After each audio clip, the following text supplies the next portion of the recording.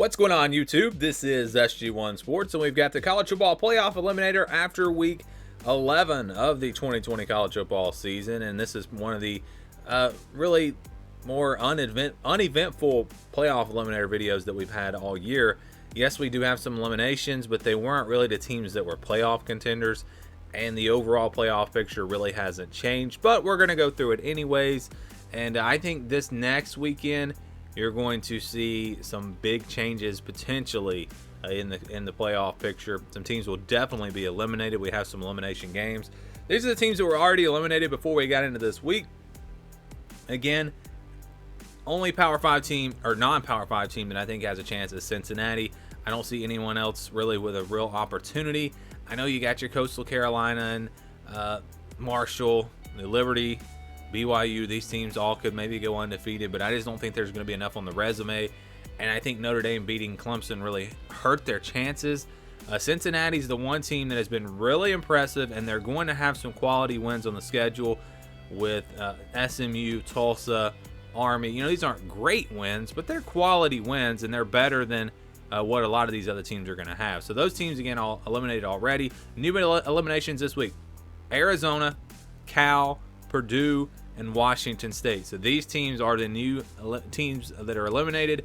3 of them coming out of the Pac-12. Obviously, the Pac-12 is going to start being eliminated really quickly. Arizona with the loss to USC. There's no way a one-loss Pac-12 team is getting in. In fact, I really don't see a Pac-12 team getting in at all at this point because I think Oregon and USC are the 2 teams that had a chance. And now, after kind of slow starts, I don't know that they would have enough. I mean, they really needed to blow everyone out on the schedule, and it just is not happening. Oregon did a pretty good job against Stanford. Stanford's 0-2 right now. Washington State might be a pretty good team, but Oregon, again, needed to be more dominant. And then USC's had to come from behind in the fourth quarter in both of their wins.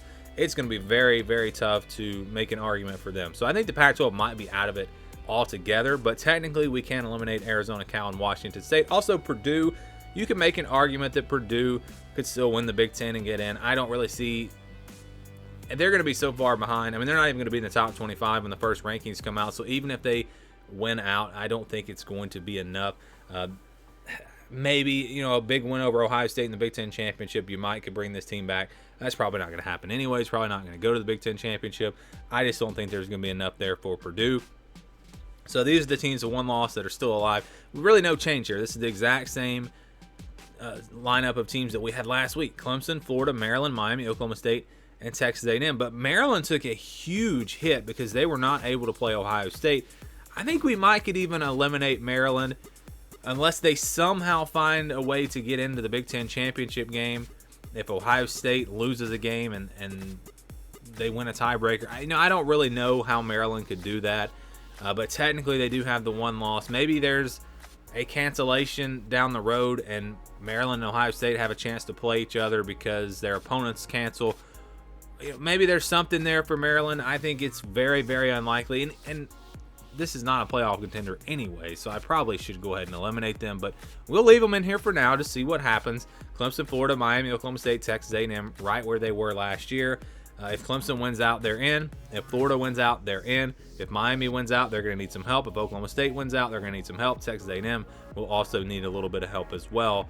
Those teams, Oklahoma State and Texas A&M, really need Notre Dame to beat Clemson and not Clemson out. That'll give them an opportunity to maybe get into the playoff. All right, how about the teams that are still unbeaten? And again, we're only counting the teams that are alive, so I'm not including BYU, Liberty, Coastal Carolina, and Marshall here. I understand those teams are undefeated.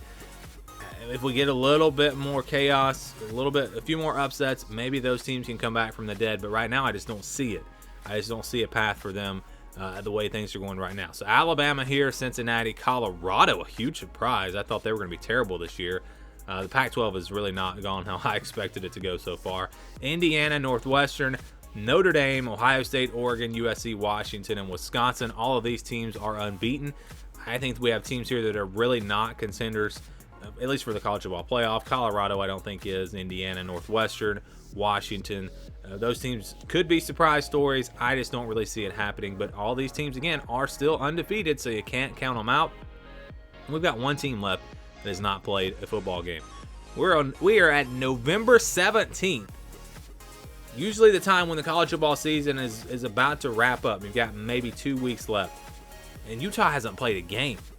I mean, that's rough. If you're a Utah fan, I'm sorry, but hopefully you get to play this weekend. I haven't really looked into that. I'm again hoping that Utah will get to play. I think they played USC, so that'll be a big game to open up the season.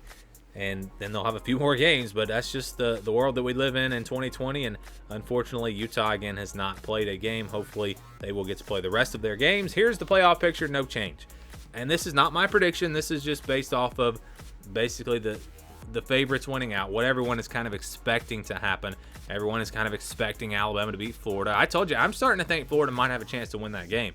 I really do, but I probably would still pick Alabama. But I think most people do take Alabama. Most people take Ohio State, even though I don't know that they deserve to be number 2 unless they win against Indiana and win impressively, because that's probably going to be their only top 25 win. Also, their Big Ten championship game. That could be a way to boost that resume. It's just not going to be a very good resume for Ohio State. Clemson at number 3. Most people have Clemson beating Notre Dame in a rematch and Notre Dame going to number 4.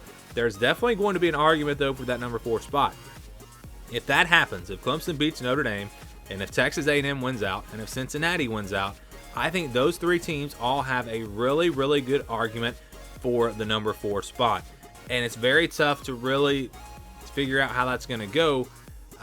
In my prediction last week, I put Cincinnati in the 4 spot. I think they will have, if the committee comes down, if it comes down to those 3 teams, the committee may just say, well, 1 team's undefeated and 2 teams are not. Let's just put the undefeated team in there.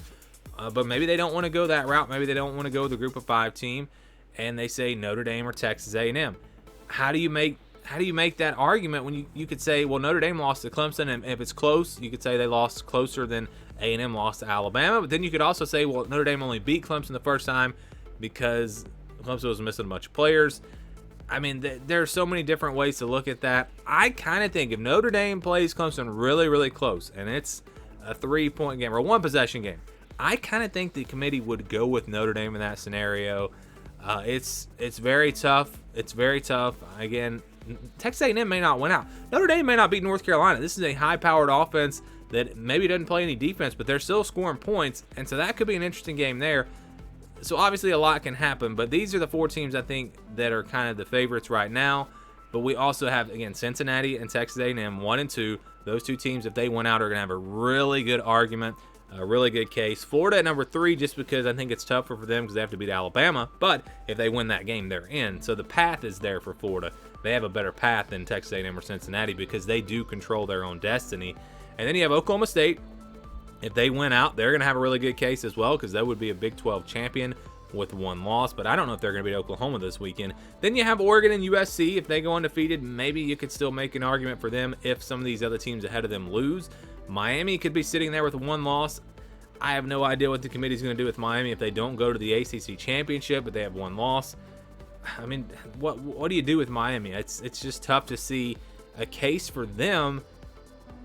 I think what they really need is Clemson to lose another game, and they go to the ACC championship and beat Notre Dame. That's really the best chance, I think, for Miami to get in. And then you have Wisconsin and Northwestern. They play this Saturday. The winner of that game most likely will go to the Big Ten championship game. And if they win that, they beat Ohio State potentially. That could get them into the college football playoff. I just think it's unlikely that they do that.